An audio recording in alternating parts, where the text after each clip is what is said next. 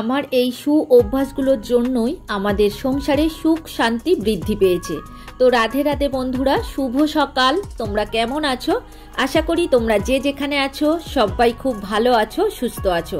Laltu Kunti kitchen and blog চ্যানেলে তোমাদের সবাইকে জানাই স্বাগত আর অনেক অনেক ভালোবাসা।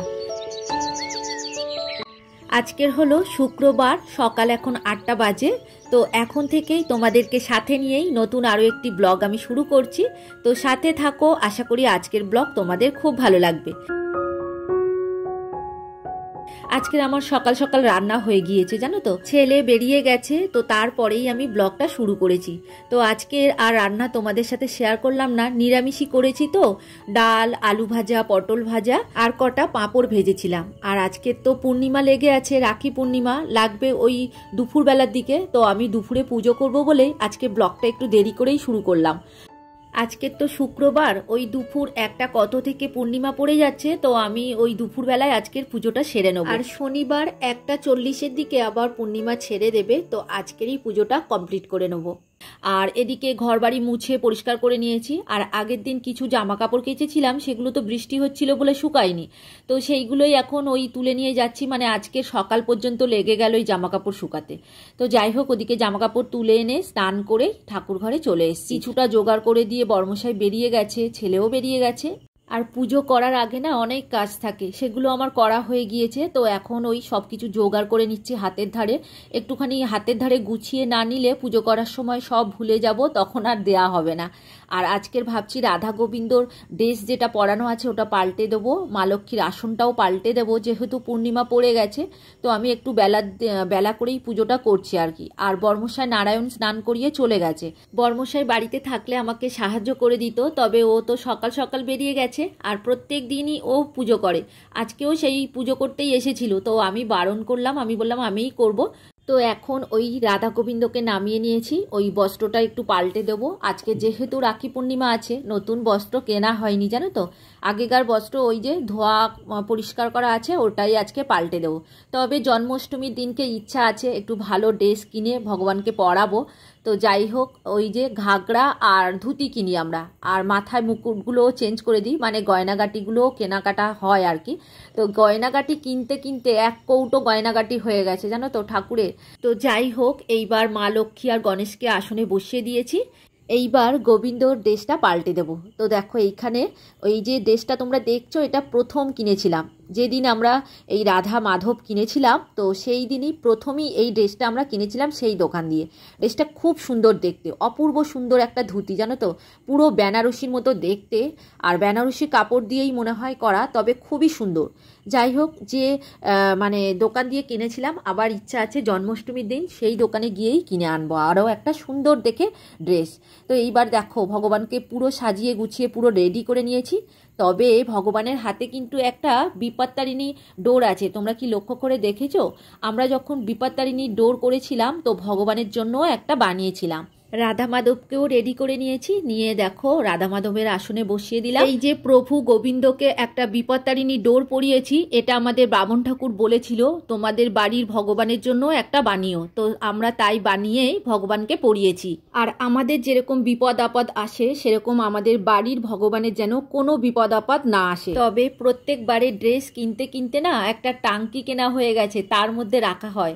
তবে টাঙ্কিটা ওই যে আমাদের ঠাকুরের জিনিসপত্র রাখি যে গুডাউন, তার মধ্যে আছে, তো তোমাদেরকে দেখাতে পারি না। একটা বড় টাঙ্কি কেনা হয়েছে, তার মধ্যে ঠাকুরের সমস্ত বস্ত্র আসন রাখা হয়। তো সেটা একদিন তোমাদেরকে দেখাবো। তো যাই হোক, এদিকে দেখো ওই শিব শম্ভুকে একটুখানি ঘি মধু মাখিয়ে নিলাম। এইবার গঙ্গার জল দিয়ে স্নানাভিষেক করিয়ে নেব। আর আজকের বর্মশাই শিব শম্ভুকে স্নানাভিষেক করায়নি, জানো তো। ও যে চলে গেছে স্নানাভিষেক করায়নি, এটা আমি একদমই জানি না। তো ফোন করে আবার জেনে নিলাম, ও বলল আমি তো করাইনি।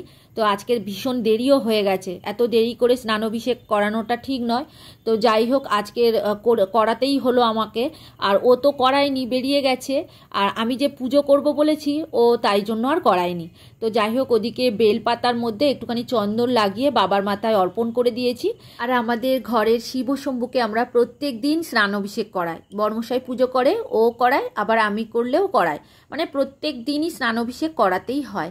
আর আজকের বেলা হয়ে গেছে, আছে তাও করিয়ে নিলাম। কিচ্ছু করার নেই, কি করব, বাবা সবই ক্ষমা করে দেবে জানো তো, ভক্তের কথা নিশ্চয়ই ভগবান শুনবে। তো যাই হোক, এদিকে ঘট পেতে নিলাম আজকের। আর মা লক্ষ্মীর ঘরটা আজকের দেখো কি কি দিয়ে দিলাম, পান, সুপারি, একটা কড়ি, কিছুটা ধান, আতপ চাল, আর গোটা কয়েক দুর্ব দিয়েছি, আর 16 আনা দিয়েছি, আর কয়েকটা সাদা ফুল দিয়েছি। আর মা লক্ষ্মীর কাছে একটা ধানের শীষের ছড়া আছে, তো পিছন দিকে আছে, হয়তো তোমরা দেখতে পাচ্ছ না।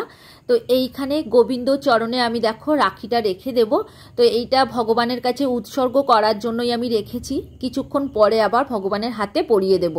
আর আজকে রাখি পূর্ণিমা আছে, প্রত্যেক বছরই আমি ভগবানের হাতে একটা করে রাখি পরিয়ে দিই। ভগবানের কাছে ওই রাখিটা রেখে দিলাম, একটু পরেই ভগবানের হাতে পরিয়ে দেবো। তো এদিকে আমি ঘরটা পুরোপুরি রেডি করে নিলাম, একটা লাল ফুল দিয়ে দিয়েছি, আর সব ঠাকুরকে ফুল দিয়ে সাজিয়ে গুছিয়ে রেডি করে নিয়েছি। আর ওই যে জল শঙ্কটাও রেডি করে নিয়েছি। এইবার মা লক্ষ্মীর চরণে একটা লাল ফুল দিয়ে দিলাম।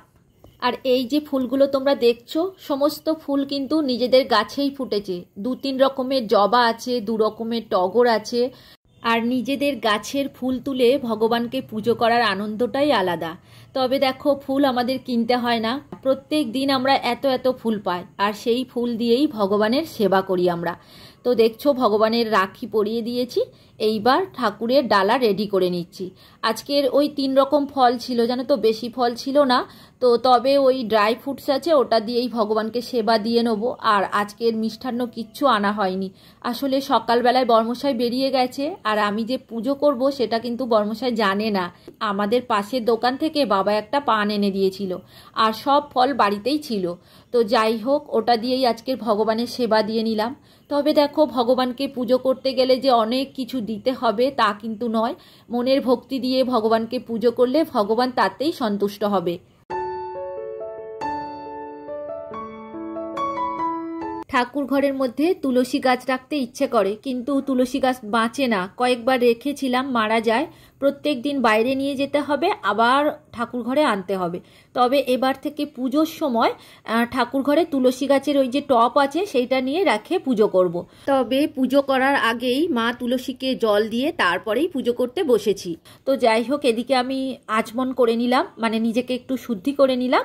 তো এইবার ঠাকুরের আরতি করে নিচ্ছি, একে একে ঠাকুরের মন্ত্র পাঠ করে আজকের পুজো কমপ্লিট করে নেব। আর হ্যাঁ, তোমাদের আরও একটা কথা বলতে ভুলে গেছি, এই যে ঘিয়ের প্রদীপ আমি জ্বালিয়ে নিয়েছি, যে কোনো শুভ দিনে তোমরা অবশ্যই ঘিয়ের প্রদীপ জ্বালিও, অত্যন্ত শুভ জানো তো। তবে যে কোনো ভক্ত নিজের সাধ্য মতো ভক্তি ভরে যদি ভগবানকে ডাকে, তো ভগবান অবশ্যই সাড়া দেবে। আর এই যে পুজো পাঠ করি, সবটা আমি নিজের মতো করেই পুজো করি। তবে পুজোর অনেক নিয়মকানুন থাকে, সব নিয়ম হয়তো আমি পালন করতে পারি না। আর ঠাকুর ঘরে এলে অনেক কিছুই মনে পড়ে, এটা করব ওটা করব, কিন্তু অনেক কিছু বাকি থেকে যায়। আর ঠাকুর ঘরে আসলে অনেকটা সময়ও আমার চলে যায়, কিভাবে 2-3 ঘন্টা চলে যায় নিজেই বুঝতে পারি না। আরও যেন মনে হয় আরও কিছু সময় ঠাকুর ঘরে দিলে হয়তো পুরোপুরি কাজ আমার কমপ্লিট হবে। তো যাই হোক, ওদিকে পুজো করে নিয়ে একটুখানি রেস্ট নিয়ে নিয়েছি, খাওয়া দাওয়া সেরে নিয়েছিলাম। এইবার বিকালবেলায় ওই যে ছাদটা ঝাড়ু দিতে এসেছি। আর আজকে ছাদ পুরোপুরি শুকিয়ে গেছে, বেশ কড়া রোদ্দুর উঠেছে। তবে কদিন ধরে বৃষ্টি হচ্ছিল, আর এই যে 2 দিন শুকনো দিয়েছে, ছাদ একদম শুকিয়ে গেছে।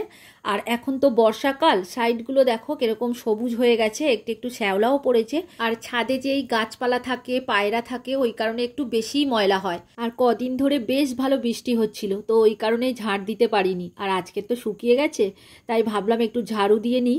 আর কেননা ফের আবার যদি বৃষ্টি হয় তাহলে এগুলো আবার চেপে বসে যাবে, তখন ঝাড় দিতে অসুবিধা হবে। তো যাই হোক, এদিকটা তো ঝাড়ু দেওয়া হয়ে গেল। তো এইবার ওই উনুনের সাইডে ওই দিকটা একটু ঝাড় দিয়ে নেবো। তো চলো, এখন তোমাদের কিছু কমেন্টের উত্তর দিয়ে দিই। যে এম মারিপিস ডায়েরি থেকে দিদিভাই কমেন্ট করেছে, আমার মিষ্টি দিদিভাই, এত সুন্দর করে ভিডিও বানাও, তোমার কথা এবং কাজ সব মিলিয়ে ভিডিওটি দারুণ হয়েছে। তো দিদিভাই থ্যাংক ইউ এত সুন্দর কমেন্ট করার জন্য।